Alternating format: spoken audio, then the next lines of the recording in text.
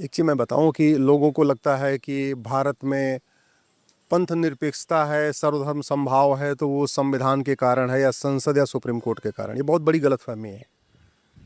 भारत में तब तक संविधान है जब तक यहाँ हिंदू मेजॉरिटी में है।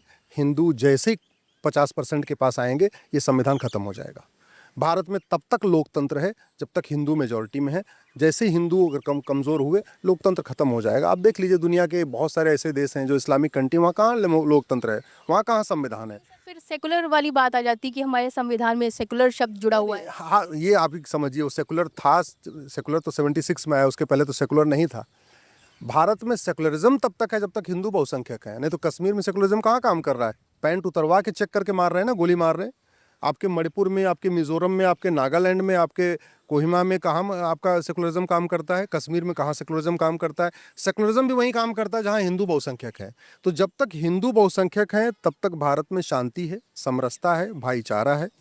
जब तक हिंदू बहुसंख्यक है तब तक संविधान है, तब तक सेकुलरिज्म है, तब तक लोकतंत्र है। इसको संविधान की शपथ लेने वाले माननीय जजों को भी समझना पड़ेगा और संविधान की शपथ लेने वाले नेताओं को भी समझना पड़ेगा, सांसदों विधायकों को समझना पड़ेगा। इसलिए जो सबसे फर्स्ट प्रायोरिटी ये होनी चाहिए कि जो डेमोग्राफिक इम्बैलेंस हो रहा है इसको रोका जाए। और डेमोग्राफिक इम्बैलेंस केवल बातें करने से नहीं होगा। डेमोग्राफिक इम्बैलेंस रुकेगा लब जिहाद के खिलाफ कठोर कानून बनाने से, लैंड जिहाद के खिलाफ कठोर कानून बनाने से, घुसपैठ के खिलाफ कठोर कानून बनाने से, धर्मांतरण के खिलाफ कठोर कानून बनाने से, जनसंख्या नियंत्रण के लिए कठोर कानून बनाने से। नहीं तो जहाँ जहाँ डेमोग्राफी बदलती है वहाँ का लॉ एंड ऑर्डर देख लीजिए, वहाँ कितनी अराजकता है। वहाँ पे जहाँ भाई भारत और पाकिस्तान में अंतर क्या है? यही तो अंतर है कि भारत में हिंदू बहुसंख्यक है, पाकिस्तान में हिंदू खत्म हो गए। पाकिस्तान में हिंदू खत्म हो गए तो वहाँ पे क्या सिचुएशन आप देख लीजिए। अभी कुछ दिन पहले पाकिस्तान के माननीय सुप्रीम कोर्ट के जज ने एक स्टेटमेंट दे दिया कि पाकिस्तान के रहने वाले सब लोग एक समान हैं और पाकिस्तान में सब लोगों को फ्रीडम ऑफ रिलीजन है।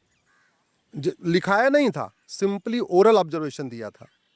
पाकिस्तान में सारे मुल्ला मौलवी पाकिस्तान की सुप्रीम कोर्ट के अंदर घुस गए, बाउंड्री कूद के। उनको वहाँ पे जो गेट पे बैठे थे सिक्योरिटी वाले वो भी नहीं रोक पाए, अंदर गए, अफरा तफरी मच गई।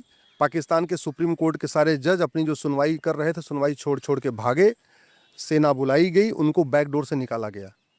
हमारा सुप्रीम कोर्ट तो रोज कहता रहता है कि भारत में सब लोग एक समान है, equality before law, equal protection of law, secularism, किसी से भेदभाव नहीं होगा। रोज हमारा माननीय सुप्रीम कोर्ट कहता है, फिर भी सब लोग स्वागत करते हैं। क्यों? क्योंकि हिंदू बहुसंख्यक है। ये equality before law, equal protection of law तब तक है जब तक हिंदू बहुसंख्यक है। ये राइट आर्टिकल 14, 15, 16 सबको इक्वल अपॉर्चुनिटी वाला कॉन्सेप्ट तब तक है जब तक सब हिंदू बहुसंख्यक है। ये सर, जब हिंदू मुसलमान की बात होने लगती है तो इसी देश के एक वर्ग खड़ा हो जाता है कि हम खाई झोंकने का काम कर रहे हैं और डिफरेंशिएट कर रहे हैं, माहौल बिगाड़ने की कोशिश कर रहे हैं। और ऐसी सवाल सोशल मीडिया के माध्यम से बहुत सारे लोगों ने ये उठाया भी कि पहलगांव में जो हुआ, अगर सिनेरियो उल्टा होता, अगर वही 26 मुस्लिम मरते और मारने वाला हिंदू होता तो देश का हाल कुछ और ही होता। देखिए पहली बात तो मैं दो तीन चीज़ें आपको स्पष्ट कर दूं। कई सारे ऐसे झूठ हैं जो लगातार परोसे जाते हैं। जैसे एक झूठ कहा जाता है कि वेद पुराण बाइबल कुरान एक समान है, और ये झूठ वही लोग बोलते हैं जिन्होंने ना वेद पुराण को पढ़ा ना बाइबल कुरान को पढ़ा कुछ नहीं, फिर भी कहते हैं वेद पुराण बाइबल कुरान एक समान है। एक दूसरा झूठ बोला जाता है सर्वधर्म समभाव, कि सारे धर्म एक समान होते हैं। धर्म तो एक ही है, बाकी तो पंथ है। और ये झूठ वो लोग बोलते हैं जिनको धर्म और रिलीजन का अंतर ही नहीं पता। धर्म और रिलीजन में क्या अंतर है, वो 20 से ज़्यादा अंतर है। मेरी पीआईएल चल रही है धर्म और रिलीजन के ऊपर। हमारा ये कहना है कि धर्म जोड़ता है, रिलीजन तोड़ता है। भारत में लोगों को धार्मिक स्वतंत्रता है, मजहब की बहुत आंशिक स्वतंत्रता है। इसको डिफरेंस समझना चाहिए। एक झूठ परोसा जाता है कि मजहब नहीं सिखाता आपस में बैर रखना। कड़वी सच्चाई ये है कि आप देख लो, चाहे वो कश्मीर में नरसंहार हुआ या बाकी जगह हो रहा है या अभी जो हुआ है बंगाल में मुर्शिदाबाद में, आपने देखा कहीं ना कहीं वो बात है। अदरवाइज इतनी दिक्कत नहीं होनी चाहिए था। आप मैं तो कहूँगा आपके सारे दर्शकों से एक बार गूगल करिए डेजिनेटेड टेररिस्ट ग्रुप, उसमें 60 से ज़्यादा आतंकवादी संगठनों का नाम आएगा। उन नाम देख के आपको समझ में आ जाएगा कि मजहब क्या सिखाता है, प्रेम सिखाता है कि नफरत सिखाता है। वो आतंकवादी संगठनों का नाम देखते ही समझ में आ जाएगा। अभी तस्लीमा नसरीन जी का एक बयान आया कि जब तक इस्लाम रहेगा तब तक आतंकवाद रहेगा।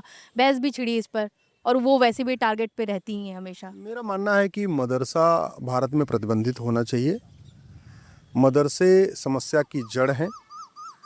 लोग ये तो कहते हैं कि एक मछली तालाब को गंदा कर सकती है, लेकिन आज तक कभी हुआ नहीं है। एक मछली कभी आज तक कोई एक तालाब गंदा कर ही नहीं सकती है, लेकिन फिर भी लोग बोलते रहते हैं।